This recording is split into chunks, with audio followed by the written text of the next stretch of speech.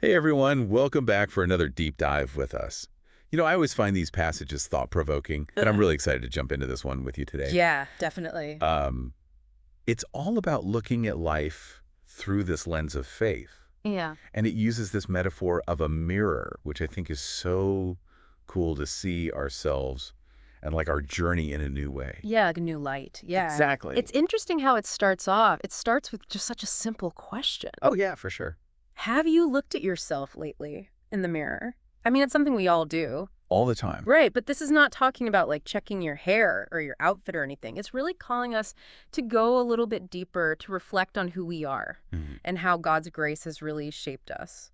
I love that because I know, like, when I look in the mirror, I so often get caught up in those little superficial things, Yeah, really. But this passage is like, no, look beyond that.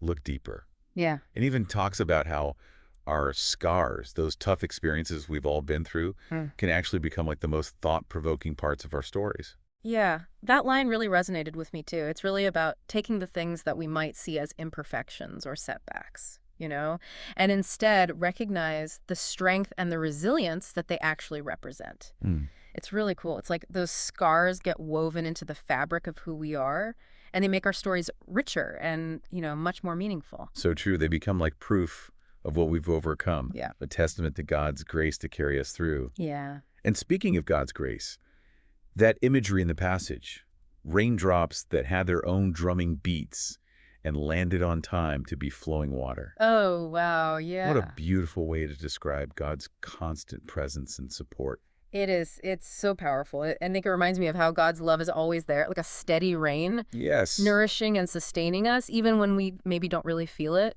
Right. It's that reminder that even when there's chaos, even when we're uncertain, we're never really alone. Yeah. Sometimes it is so hard to feel that constant support when you're going through like a rough patch. Oh, for sure. And the passage even says, in dusk, when dawn had happened. It's like you can't quite see the light, even though you know it's there. It's so true. Yeah, there are times when our faith is tested and we're tempted to doubt or just lose hope.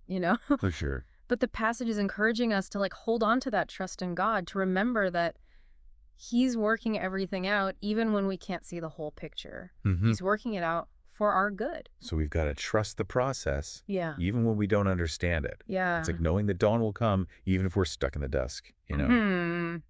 And speaking of trusting the passage, really emphasizes our irreplaceable worth in God's eyes. Yes. Sometimes I need to hear that because the world is constantly telling us we're not enough. Absolutely. We live in a culture that's always trying to define our worth based on like what we achieve or how we look or, what we have.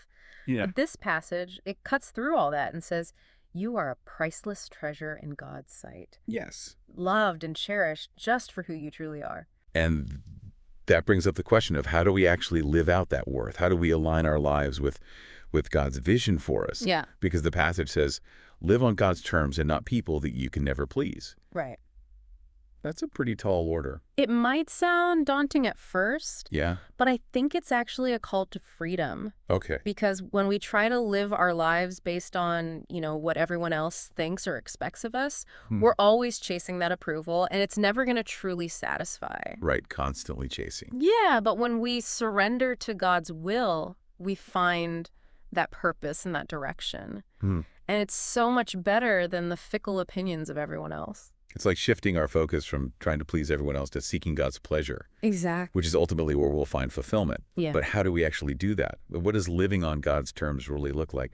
It can feel kind of overwhelming to make such a big change. Yeah, it can. I think the passage gives us some encouragement there, too. It talks about taking baby steps and becoming baggage-free, which I think suggests that it's a process of gradual growth. It's not about, being perfect overnight. It's about making those choices day by day to align ourselves with His will. So it's a journey Yeah. of letting go of the things that weigh us down, Mhm. all those past hurts and regrets, those limiting beliefs that really keep us from truly living. Yeah, absolutely. And, it's really fascinating how the passage reminds us that, this journey is uniquely ours. It is, yeah. It says, always bring your uniqueness to bear in all you do with humility. Right. Like, we're not all supposed to be carbon copies of each other, are we? Absolutely not. Eh. And that line makes me think about how we're all wired so differently. Yeah. I struggle with brief, relatable personal anecdote about a personal quirk. Yeah. And I used to see that as like a weakness, you know. But this passage is like, no, God gave you that for a reason, use it. Yeah, it's a powerful reminder that our differences aren't flaws to be hidden, they're strengths to be celebrated. When we embrace our uniqueness and we use those gifts to serve God and to serve others, we can really shine. We shine. Yeah. But letting our light shine doesn't mean we like bulldoze over other people, right? Exactly. Because the passage says, like blowing air so that people don't get under your skin. Air never holds to anything, travels light. Ah, that's good. Yeah. That imagery is so powerful. It really is. I think for me, it speaks to the importance of resilience and, a sort of emotional detachment. Okay. Not in like a cold, unfeeling way, Right, right. but in a way that allows us to stay grounded and focused on what really matters. You know, I used to be so caught up in what other people thought of me, always worried about, pleasing everyone. Yeah. But this whole like blowing air metaphor makes me realize I don't have to carry the weight of everyone else's opinions. Right. It's about letting go of that need for external validation and finding our security in God's love. Exactly. It's about recognizing that our worth comes from God's love and not from everyone else's opinions. Yes, and that frees us up to really live authentically Right. without the burden of trying to prove ourselves all the time. Yeah. There's this other line that I keep coming back to. Life's a mirror. No one has the same position. Existing is shadow and living is reality. Oh, wow. It's so simple, but so profound. It really is. Yeah, I think it highlights the importance of perspective Yeah. and intentionality. Yeah. Right. We're all looking at life from a different place. Yeah. Shaped by our own experiences and our circumstances, and comparing ourselves to others or trying to live their lives, that just leads to, dissatisfaction. Right. It's like that comparison trap. Yeah, exactly. So it's about recognizing that our journey is our own. Yeah. And embracing those opportunities and challenges that come along with it. And choosing to truly live, Yeah.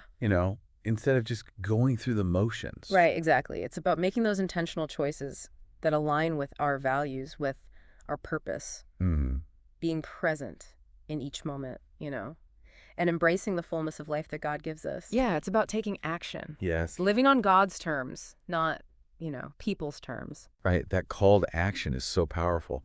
For me, it means, making that effort to prioritize my relationship with God. Yeah. Letting His will guide my decisions. But it's not always easy, is it? Oh, it's definitely a daily challenge for sure. Choosing to live for God doesn't just magically make all the hard things go away. Right. But it does give us a source of strength and Yeah. guidance to carry us through. And we've got to be our own cheerleaders along the way. Yeah. The passage reminds us that we're worth the value God engraved in us.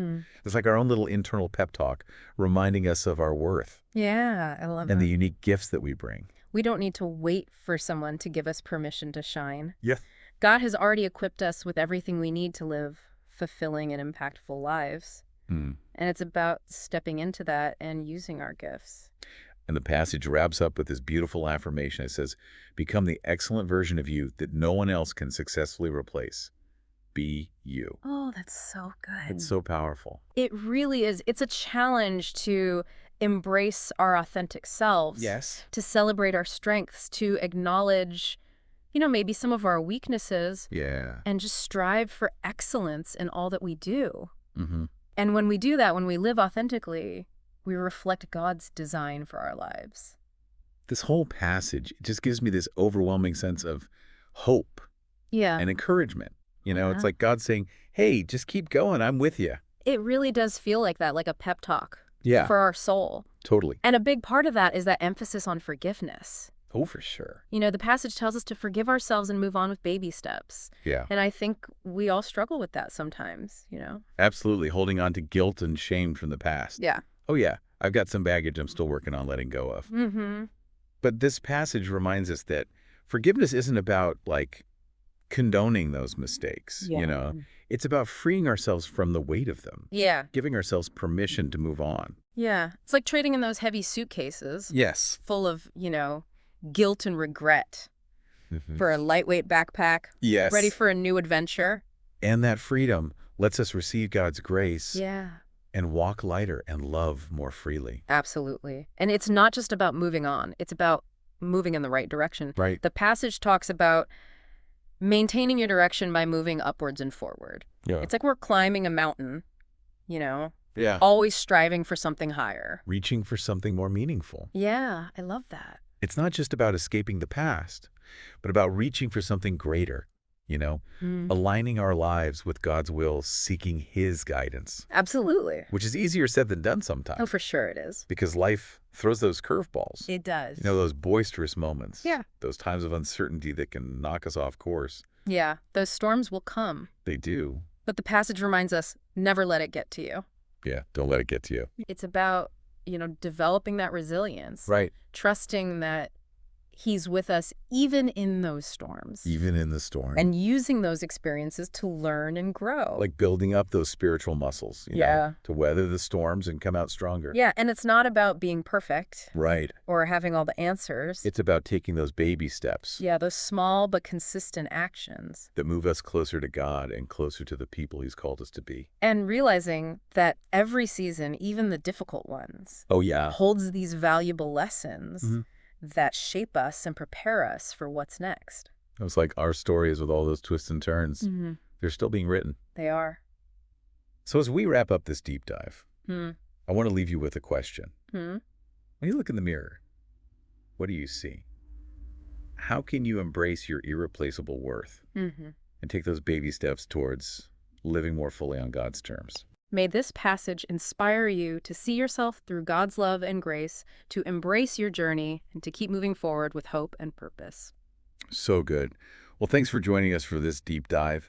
Until next time, keep seeking, keep growing, and keep reflecting that amazing grace that we've all been given.